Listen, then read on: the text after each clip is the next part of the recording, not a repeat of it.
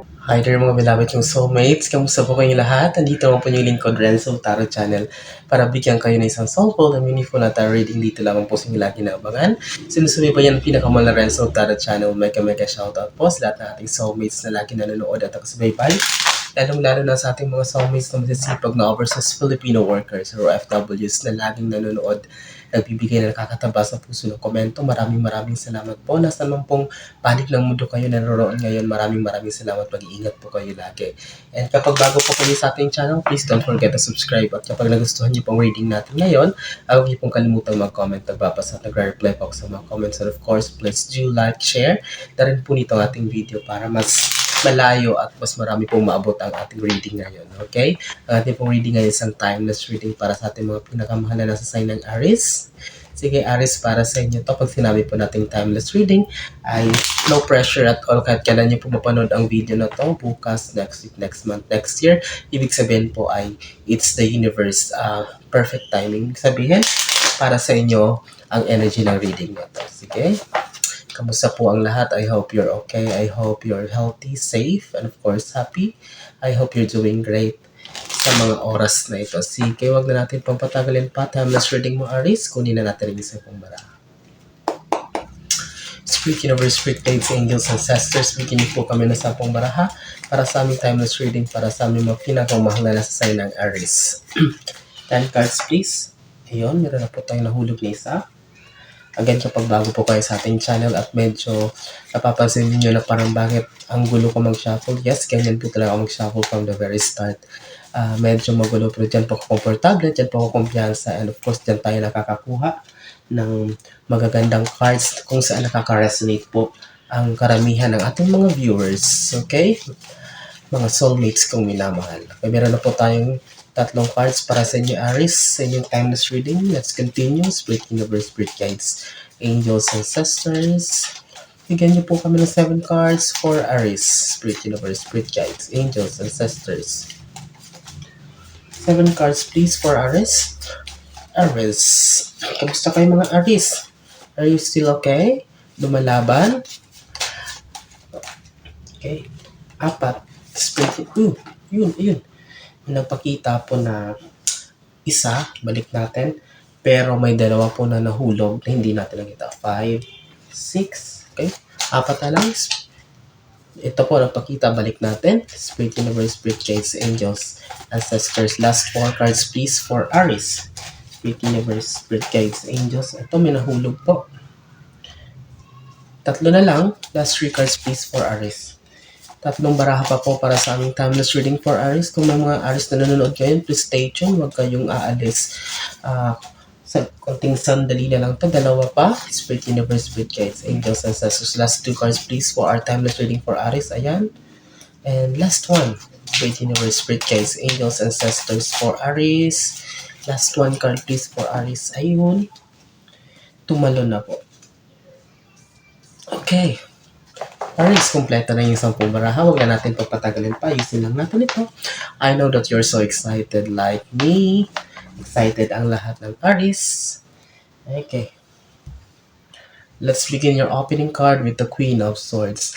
I can see her, Aries. Kung listen carefully, itong Queen of Swords, the energy that I can feel her is meron sa inyo ay it's like parang may mapopromote pa lang or something you are working on. Yung iba nakamit na ito, but someone na Aries na parang lately nakamit na ang matagal ng pinapangarap. Okay?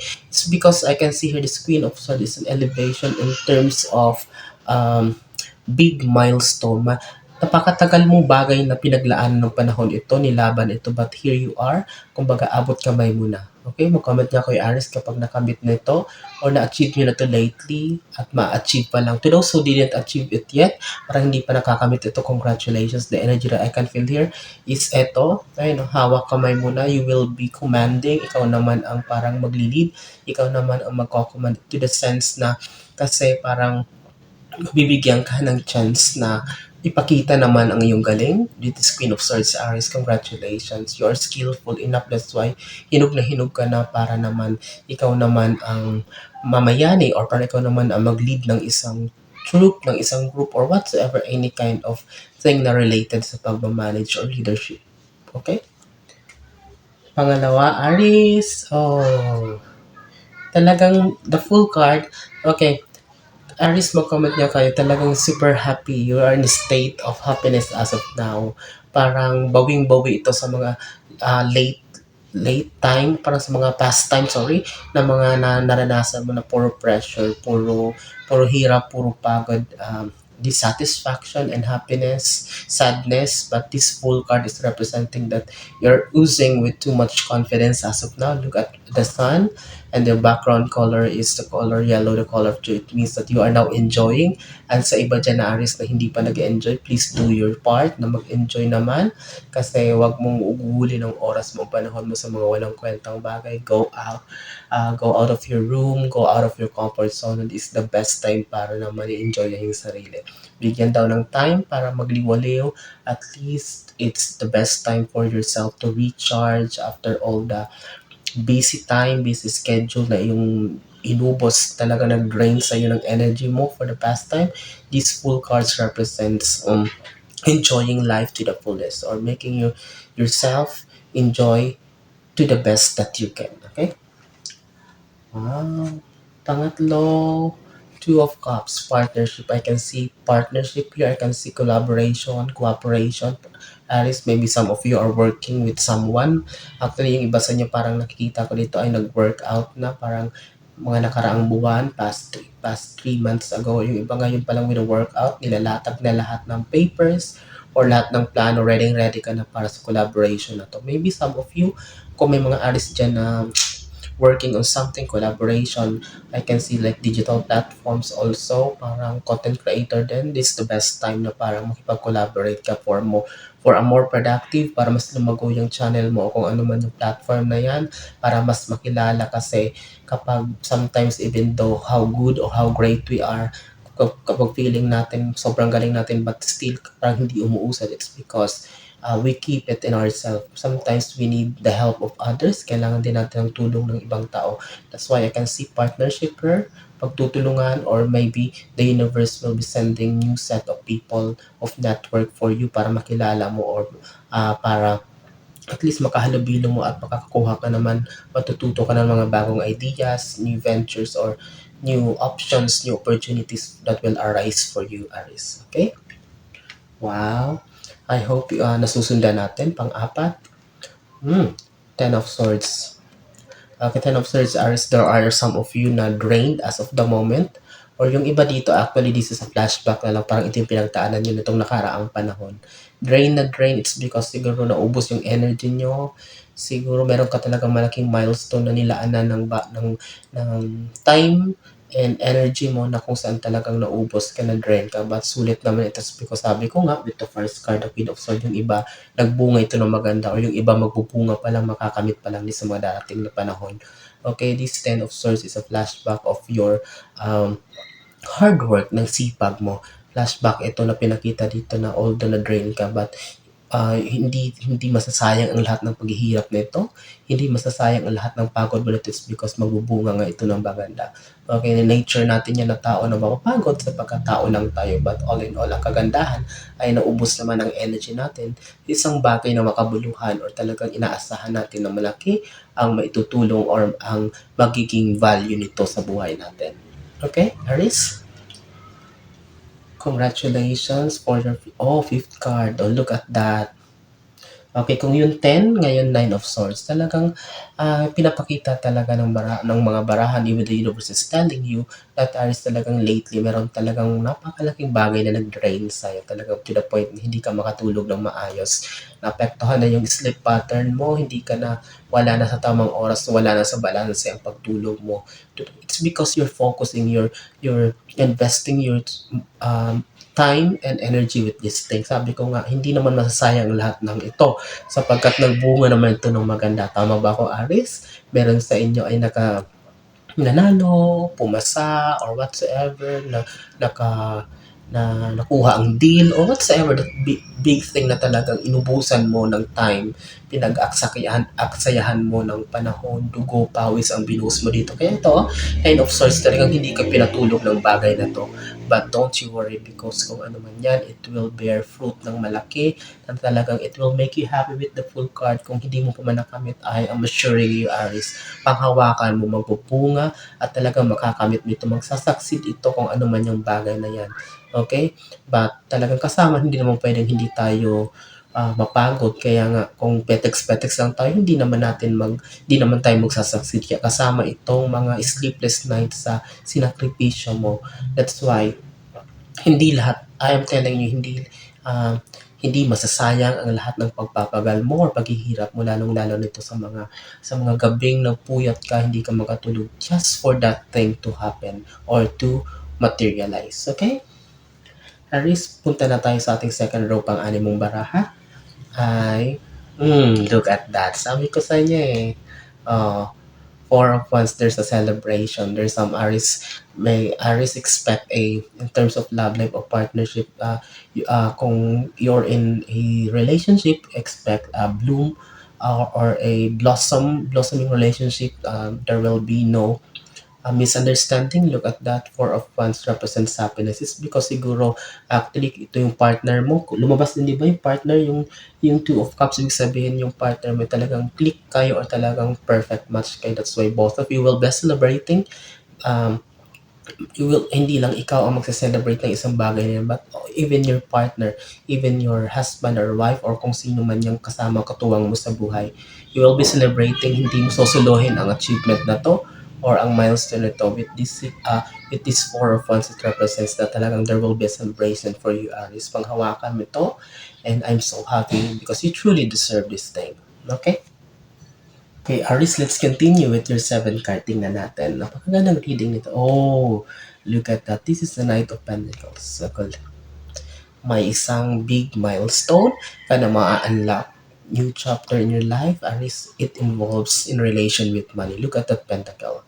It will make you happy to the sense. Look at that background color, the joy. Ito ka, muwi ka, panalo ka, may hawak ka ng malaking pera. At least talaga sabi ko nga, makuklose mo yung deal na yan, makukuha mo ang bunga na yung mga gabi na pinaghirapan mo na hindi ka nakatulog. Ito na pinapakita na ng universe. All of this night of Pentacles is a confirmation na talagang Aries, na talagang you will be receiving a big amount of resources, especially man. At the same time, you will be expecting a good news in the soonest time. Panghawakan mo ito, and all of the cards are not lying. Talagang ito, talagang kino-confirm tayo, and I'm so happy for you, Aries. You worked hard for this. Pinaghirapan mo ito. Nilaban mo to, pinagpuyatan mo to. And that's why sabi ko nga, talagang hindi masasayang ang lahat dahil ito ay magbubunga na napakagandang result. And with this Knight of Pentacles, you are bound for greatness. You are bound to receive extraordinary blessing. Okay? Wow! 8 card. Oh, look at that. Diba? O yung una nating baraha, ito.